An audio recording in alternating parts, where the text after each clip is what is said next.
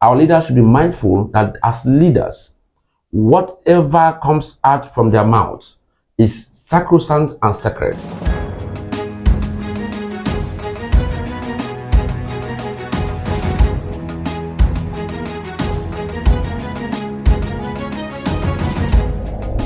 Just yesterday, a very wonderful response was made by the Vice President of this wonderful country, Nigeria, Vice President Shettima, and it's been trending and raising a lot of dust about the content or the connotation about his speech. All right, and today we're going to be talking about that particular statement which he made and what it actually implies. A lot of reports have been going out, denotations and connotations, whatever the case may be. All right, and with me on set today, I have Dr. Chidi Peters. Welcome, sir. Thank you. And Mr. Omilo. Thank you very much. Thank you very much. All right. So, in case you join us for the first time, this is Noble TV Live. Please do like, share, drop your comments, and don't forget to subscribe and click on the notification button for similar contents and prompt updates. All right, back to the issue.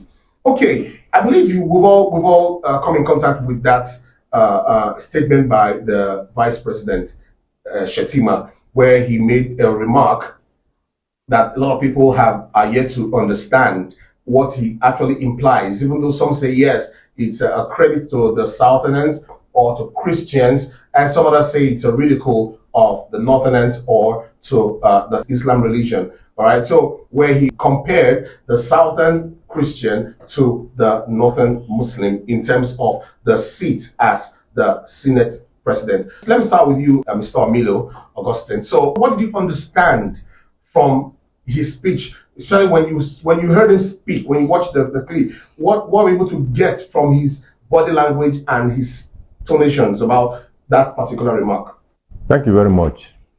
You see, ordinarily, one should be applauding Shettima for what he said, because after all, some days ago, Wike himself even said it would be unfair for the Senate presidency to go to any other place apart from the South, particularly also to the Christians, because when you look at the equation so far, the president Muslim, vice president Muslim, that it is not fair for the top person in command now, as it were, to also be a Muslim. So ordinarily, having watched Wike say what he said and having listened to other persons, one would say yes, Shettima's statement is a welcome development for Christians and the Southerners generally.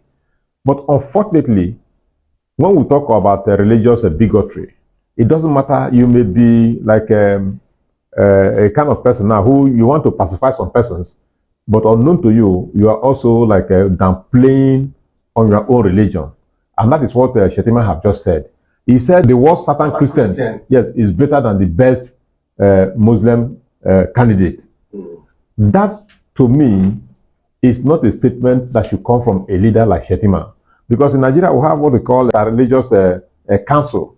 In this religious, the aim of it is actually to ensure that both Christian or Christianity and Islamic religion respect each other. Yeah. Now, if you're a Christian and you don't even respect Christianity, you are working against that council. And if you're a Muslim, you are not respecting the tenets of a Muslim or Islamic religion. You are working against. From what Shettima said now, it's like a kind of smear remarks on Islamic religion. Okay. And that does not augur well for a country like ours. Dr. Peters, a lot of other critics have mentioned that said his statement is kind of insightful. All right, knowing the kind of country we are, I'm not going to call a name of a religion right now.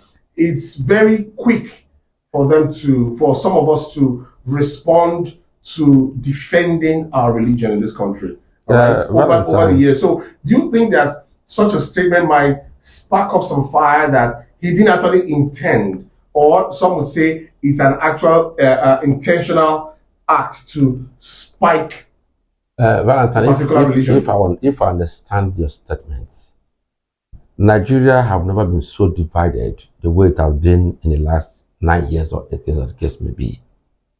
And the problem with us in Nigeria today is the problem of grammar, usage of English language, which does not belong to us. That has been the fundamental problem of this country. And that has also been the fundamental problem of our constitution, where because we can borrow English from anywhere, we can implant English indiscriminately, And when we begin to give interpretations to the meaning of English that we have spoken or written, we begin to find it very difficult.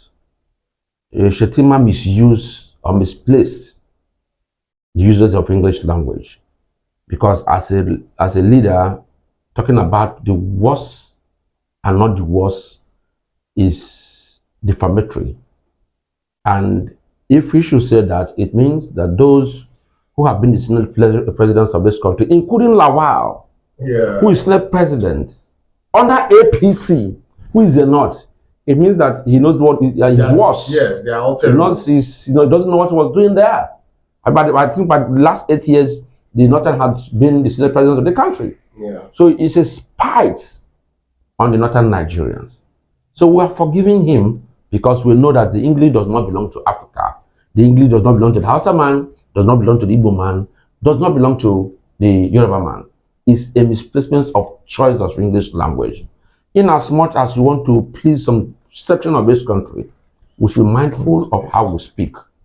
Whether we are angry or not, our leaders should be mindful that as leaders, whatever comes out from their mouths is sacrosanct and sacred and is taken to be a law.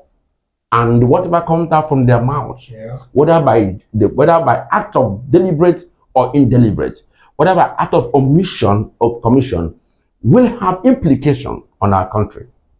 And of course, in the issue of sharing a portfolio, political portfolio in this country, I have advocated for it before, and I'll reiterate it again. It's high time that our National Assembly sit back in this country and consider the 6 geographical zones equally and share the executive portfolio of this country equally. If Mr. A is coming from here, Mr. B will come from here. If Mr. B is coming from here, Mr. C is coming from there. And it will rotatory. With that, there will be peace in this country. Now, without that, people will continue to make some delegatory statements in the pretext, on the context that they are, trying to add their opinion without knowing they are causing serious confusion and division in our political space and religious space. Oh wow, interesting. Now, let me come to you, Mr. Omilo. Like what he said during his speech, Dr. Peters, giving examples of if this office is coming from here, the next should come from this side and from this part. You would agree with me that currently we have the executive coming from a particular region of the South, and that same region of the South is also represented in the judiciary. All right. So, do you think it's out of place for the legislative arm, which is the third part of the 3 arms of government in this country, to also come from the South, even probably not from the same region this time, in that same South, from the South? Don't you think it's wise, like he suggested, for the powers to actually rotate and leave where it has been over the years and come somewhere else? Because if we have to come down here, like a lot of people have been clouting for, that it's the time for the South to be represented as Senate president, that would actually affect a lot of things like we've seen during the pre-election period where Wiki had to decamp from PDP because he felt he was being robbed of his rights and all that. We're talking about this. You are quoting me wrongly. No. I'm coming to the reality of things now. No, you are quoting me wrongly, sir. Let me correct an impression. Okay. Nigeria is not between Christian and Muslim. No. That's Nigeria is not between the South and the West or the North. Nigeria has constitutionally 6 geopolitical zones in this country. And all of them, and each and every one of them, should be a partaker in the sharing of executive portfolios. And the National Assembly should legislate on this and constitutionalize it. Okay. Where is that constitution? We know that this is the time for these people to produce presidency. Whatever they want to produce is not okay. Yeah, so that's the big but my people point are where now the head of the top 3, for instance, now, number 1 from one particular geopolitical zone, number 2 from a different geopolitical zone. Now, number 3, which is a different arm of government, is from that same number 1's geopolitical zone. Now, that already automatically has made the equation to be imbalanced. Now, if we are having the last option, the last opening here, where everyone is fighting their all right, that available seat left, what's your take now, Mr. Augusto Milo, on that available portfolio? Since 1999, when we came into this Fourth Republic, for instance, there's no politician of a South-South extraction that have been the president of the Senate. Okay. Now, this time around, maybe because just like Peter said, you know, we are no longer like operating the North, East, and the West. We now have 6 geopolitical zones. Yeah. Now, these 6 geopolitical zones now, I'm not saying, I'm not justifying why they are penciling maybe someone like Akpabio now to be the Senate president. I'm not justifying it. But if you look at it critically, you will understand that one, Akpabio is a Christian, Akpabio is a lawyer, Akpabio is also from the South-South. So, eminently speaking, he's qualified to be the Senate president. That is, if you want to look at, you know, qualification apart from other qualifications. Yes. Now, if that is what is being considered now, I don't think it's out of place because when the president of Nigeria, Obasanjo, was from the Southwest, the president of the Senate was also from the Southeast. Yes, yeah. Now, the president of the immediate past president of Nigeria from the North, you know, precisely from Northwest, was you know, from the Northwest. Then the Senate president was also from the Northwest. So if you look at all these scenarios, you begin to now think that it is not out of place to actually choose a Christian and a South. So what would you recommend as damage control to rectify this whole thing? Because it's just tomorrow. Yes, the damage control. The damage control is that in as much as we are looking at a Christian from the South, we are looking at maybe somebody who is also credible. We should also allow the Senate, not allowing Shettima or Tinubu to choose who becomes the Senate president. We should allow the Senate to choose who becomes their leader from the South. In that case, whoever wants to be the Senate president of Nigeria must lobby and campaign amongst his members to ensure that he's chosen above every other person and above every other consideration. Unfortunately, not allowing people to choose who becomes the unfortunately, they don't lobby with their program, they lobby with money. That's what you see in Nigeria. However, the case is, you are not talking about chief judge. Chief judge is an appointment that can be terminated anytime if the executive wishes. So not until the judiciary become autonomous. Yeah. The plan of the Senate president, the president, vice president, and of course the president and the head of judiciary are coming from the same. It's an appointment. So anytime you can start decision anytime. So it's always a problem. So there's always a lacuna in the constitution.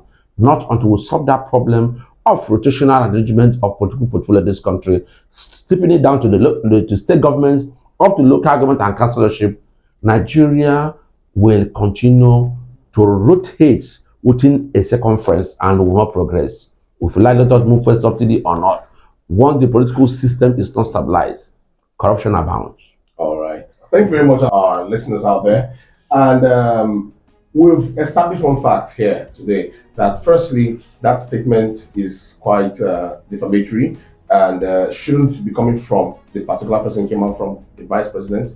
And we are not actually operating. No, we are forgiving him, sir. It's a slip up. It's a misuse of English language. All right. It's forgiven. Okay, Dr. Peters, we're forgiving him. All right. And we're not actually operating Christian Muslim nation. We're operating from 6 different geopolitical zones that need to be fully represented. All right. Decentralized system. All right. So we're hoping that this actually helps the decision of the Senate tomorrow in their election process and inauguration. So we're all going to keep our fingers crossed and see what comes out at the end of the day. Okay, so please don't forget to like, share, drop your comments, and subscribe. For more similar content, don't forget to click on the notification button.